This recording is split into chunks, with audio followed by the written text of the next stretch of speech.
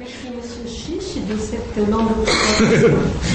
Donc mes activités s'étendent sur plusieurs domaines. Et bien sûr l'enseignement de FLE, le français langue étrangère, est le centre de mes préoccupations et mes activités. Et aujourd'hui je vais vous parler sur ce thème, comment dépasser le monolinguisme institutionnel.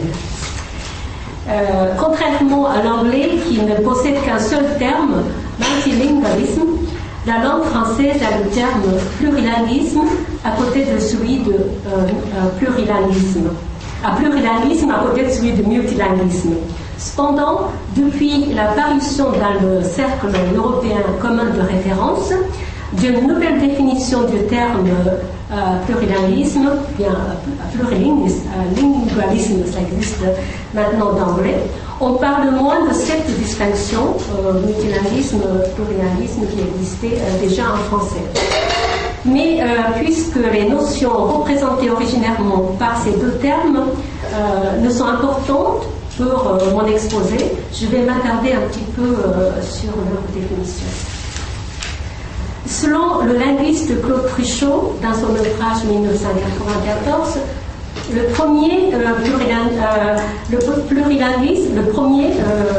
terme, le plurilinguisme, renvoie à des situations de coexistence de langues, de pluralité de communautés linguistiques dans un espace donné, et le second, à la connaissance multiple de langues par un même individu.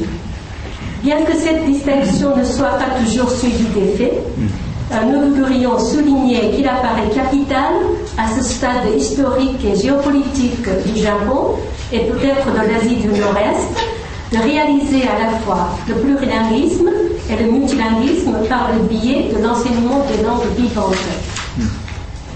Or, l'état actuel de l'enseignement des langues vivantes va de plus en plus dans le sens opposé. Regardez la 4e diapo. Je voudrais donc faire d'abord un petit état des lieux de cet enseignement. Le Japon est un pays où domine un habitus très monolingue.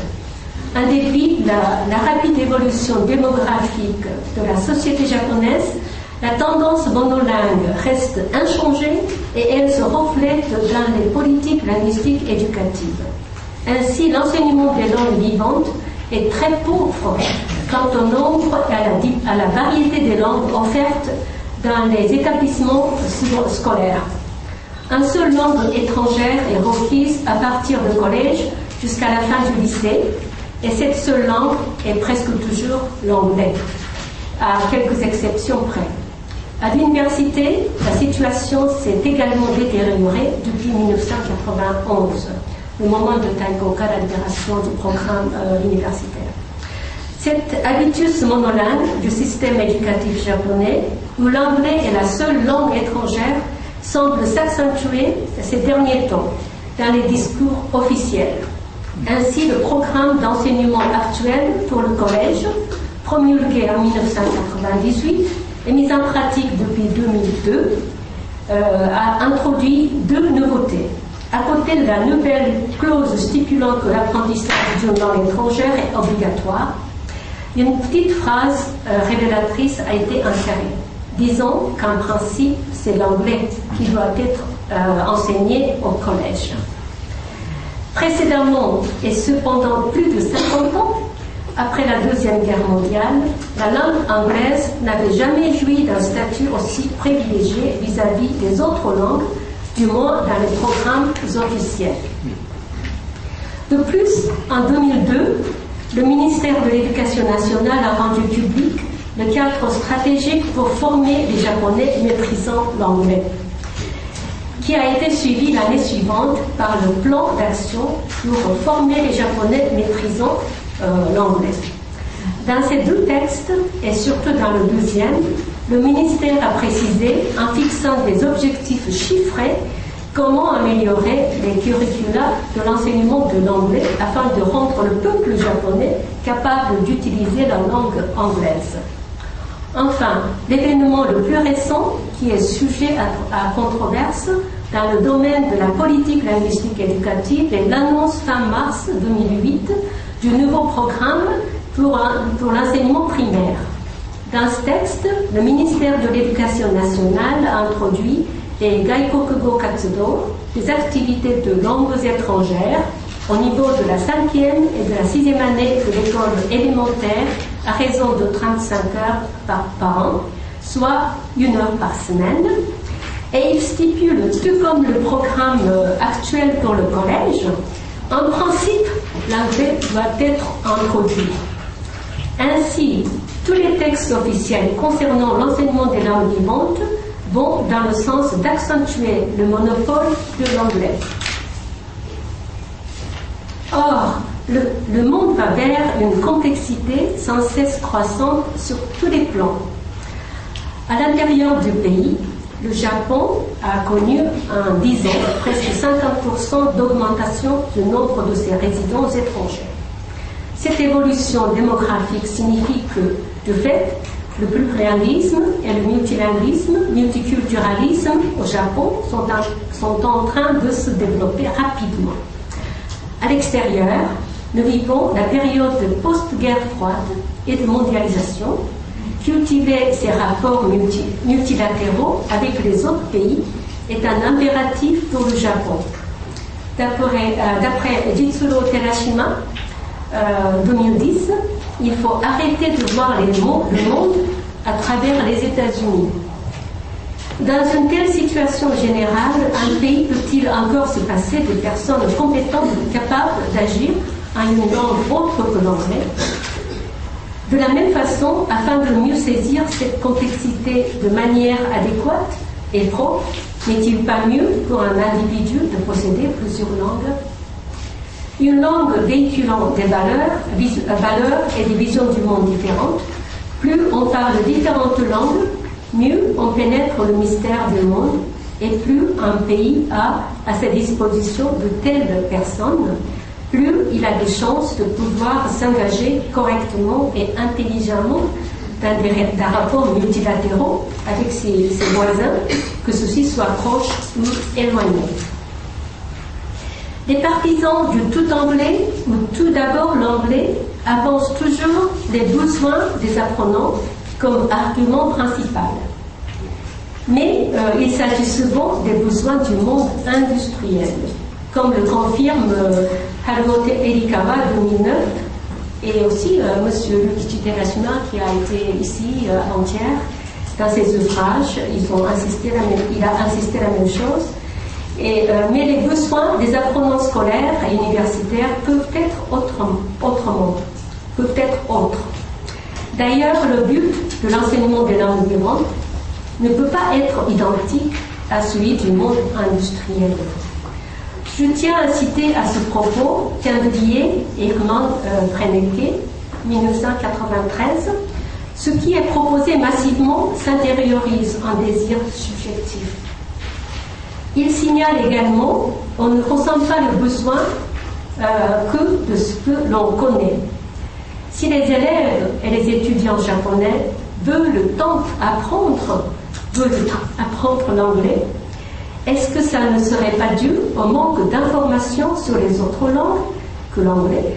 Car ces langues ne sont point visibles dans le curriculum scolaire et universitaire, et en plus, les jeunes ont rarement des gens autour d'eux qui maîtrisent ces langues. À ce propos, je tiens à citer 2 ou 3 exemples. D'abord, le cas de notre campus Université Keio SLC. Regardez cette diapositive avec des chiffres assez éloquents, je l'explique. Notre campus a été créé en 1990, où les informations préalables sur les langues et cultures ont complètement changé les besoins des étudiants.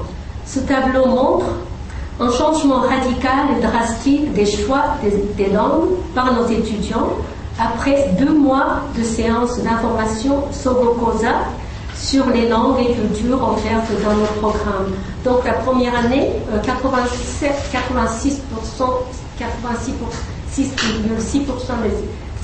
des étudiants ont choisi d'abord l'anglais, mais après 2 mois de cette séance d'information, ce chiffre a chuté à 50,3%.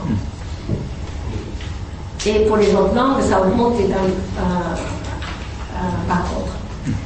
Voici les chiffres de 3 ans plus tard, où le pourcentage pour l'anglais a chuté le plus après le Sobokosa. Donc le chiffre a chuté jusqu'à 21,4%.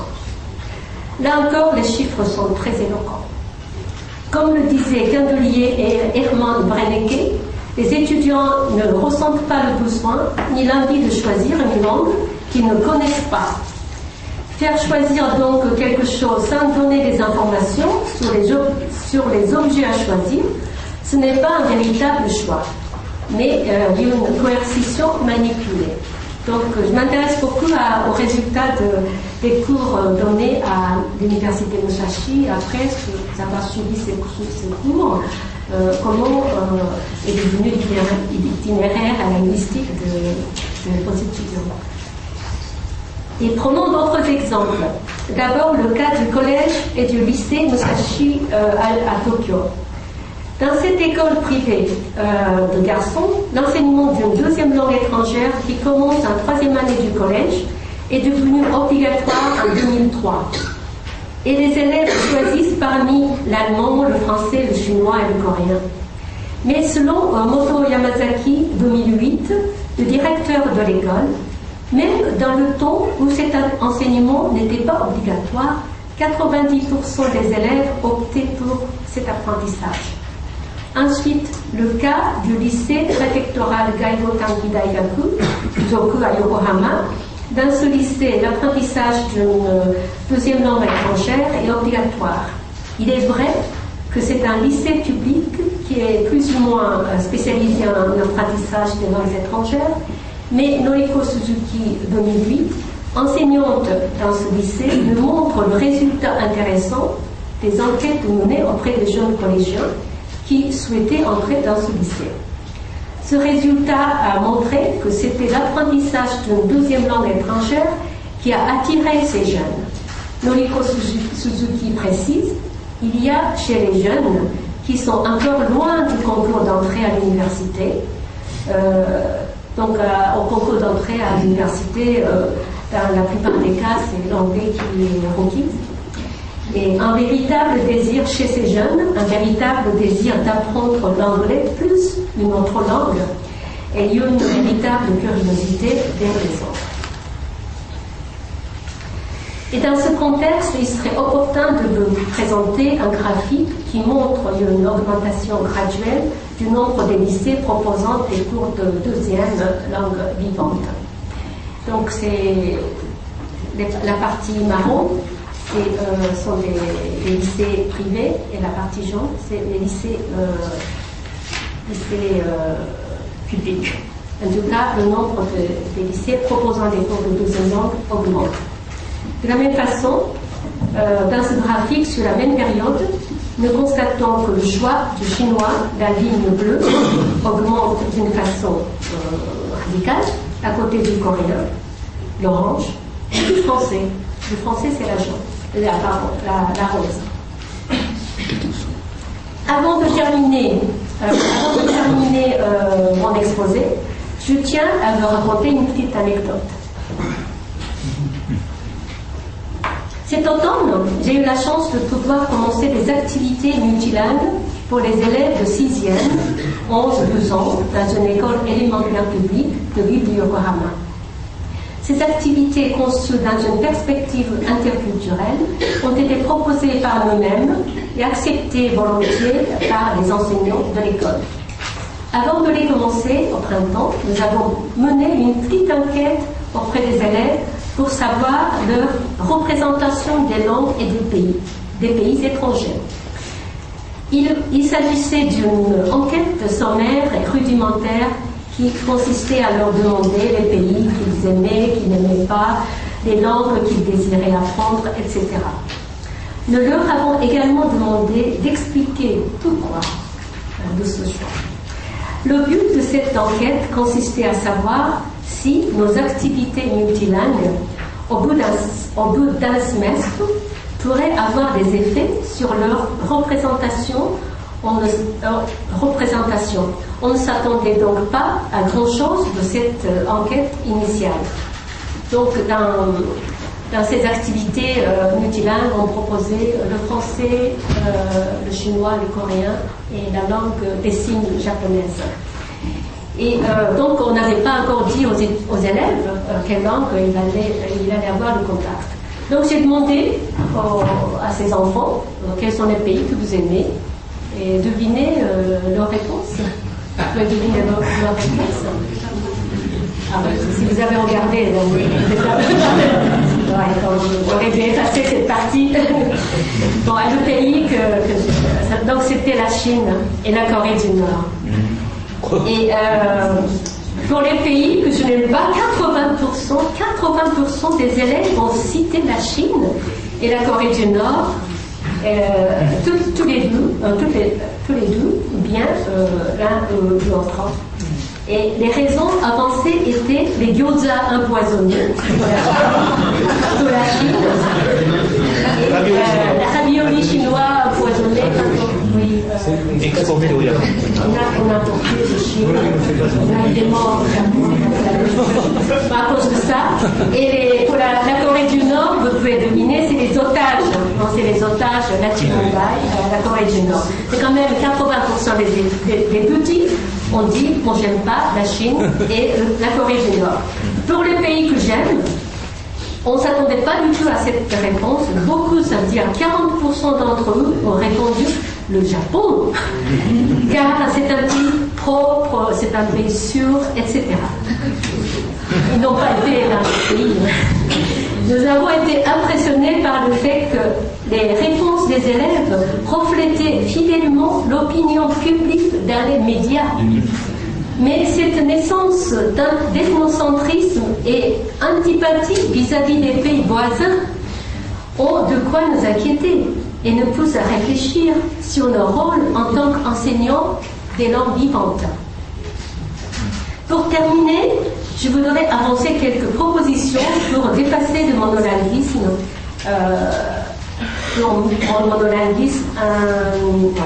donc institutionnel. D'abord, il faut, pour ce faire, d'abord, il faut cultiver la sensibilité à la diversité et briser l'habitus monolingue. Pour ce faire, au niveau primaire, il faut introduire des activités monolingues. Multilingue. Bon, du type EVLangue européen, EOL suisse. Et au niveau secondaire, l'introduction d'une deuxième langue vivante est impérative. Et au supérieur, il faut viser le vrai perfectionnement, voire la professionnalisation de l'apprentissage des langues vivantes. Peut-être pas pour tous, mais pour certains qui désirent faire cela. Et l'amélioration du système de formation des enseignants est également impérative et urgente.